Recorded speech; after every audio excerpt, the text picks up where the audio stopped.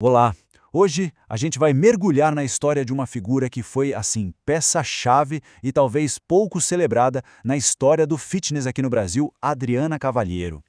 Para começar, olha só essa frase. Antes mesmo da gente contar a história dela, imagina só, os próprios competidores falavam isso. Isso já diz tudo sobre o impacto que ela tinha, né? Era uma mistura de admiração com, digamos, um certo receio.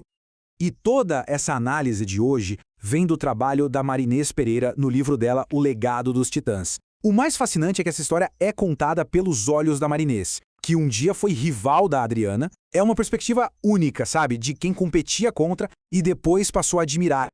Então vamos lá! Quem era essa tal de alquimista do movimento? Nos palcos de dança competitiva de São Paulo, o nome dela era marcante. Para muita gente, ela não era só mais uma competidora. Era uma verdadeira força da natureza criativa. O clima nessas competições era elétrico, super intenso, mas a Adriana, ela se destacava. Não era só sobre ganhar, era o jeito como ela ganhava.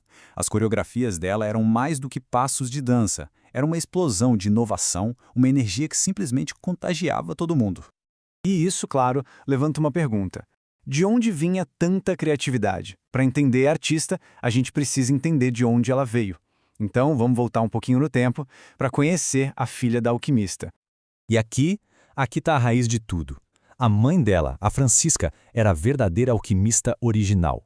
Pensa só, uma mulher numa cidade pequena, que pintava a igreja, tinha programa na rádio e, para garantir que as filhas tivessem a melhor formação de dança possível, ela simplesmente trazia bailarinos da capital para morar com eles. E a parte de mudar o próprio nome todo ano? Pura inquietação criativa.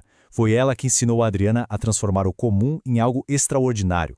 E não era só a mãe, não. O pai a conectou com a natureza, a madrinha era bailarina. Era como se a arte e o movimento estivessem mesmo no DNA dela, sabe?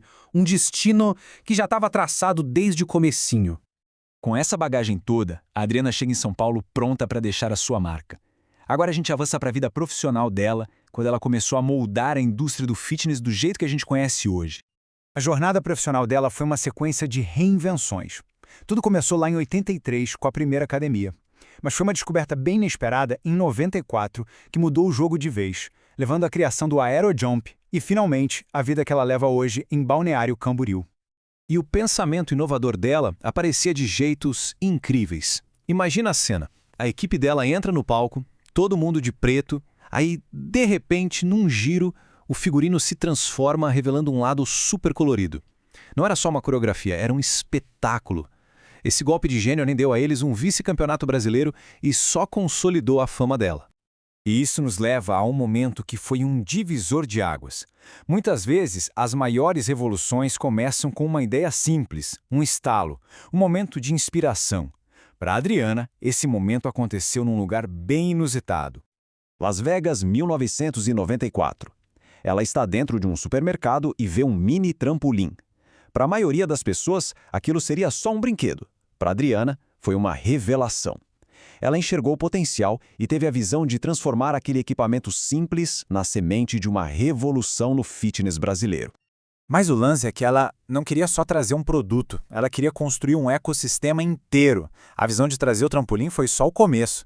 Ela arranjou um parceiro para fabricar, desenvolveu um método científico com uma equipe de especialistas e, o mais importante, criou um sistema educacional com 19 DVDs para garantir que a técnica fosse ensinada com segurança e eficácia. Não era só um exercício, era um sistema completo. E essa frase da própria Adriana resume a filosofia dela. Numa época em que as aulas formatadas, sabe, aquelas iguais em todo lugar, estavam começando a bombar, ela escolheu outro caminho. Ela e o público dela valorizavam a originalidade, a criação, e não a repetição. Eles eram criadores, não seguidores. O que nos traz para os dias de hoje? O trabalho da Adriana não parou no Aerojump. O legado dela continua vivo e é sustentado por uma parceria de décadas e uma nova missão. A base de todo o sucesso dela foi uma parceria de 42 anos com o marido, o Ícaro. A dinâmica deles era perfeita. Ele era o lado racional, os pés no chão, enquanto ela era a força criativa, a desbravadora. Essa união permitiu que eles construíssem não só uma carreira, mas uma vida inteira juntos, mudando de cidade, de projeto, mas nunca de parceiro. Hoje, a energia inovadora dela está focada em um novo público, pessoas com mais de 50 anos.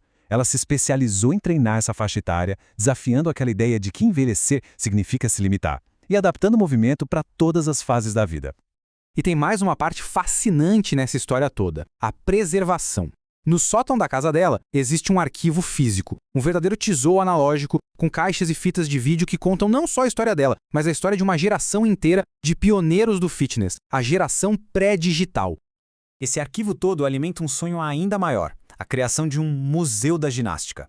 É um desejo de garantir que as histórias de quem construiu as bases da indústria não se percam, não desapareçam nos algoritmos do mundo digital. E a jornada dela nos deixa com essa pergunta para a gente refletir. No mundo onde parece que o que não está online não existe, como a gente garante que as histórias, a sabedoria e as contribuições da geração analógica sejam preservadas e valorizadas? A história da Adriana Cavalheiro é um baita exemplo do poder da criatividade e da coragem. Fica aqui um agradecimento especial à autora Merines Pereira por ter compartilhado essa jornada. E para quem quiser acompanhar o trabalho da Adriana, é só procurar por ela no Instagram. Obrigado pela companhia.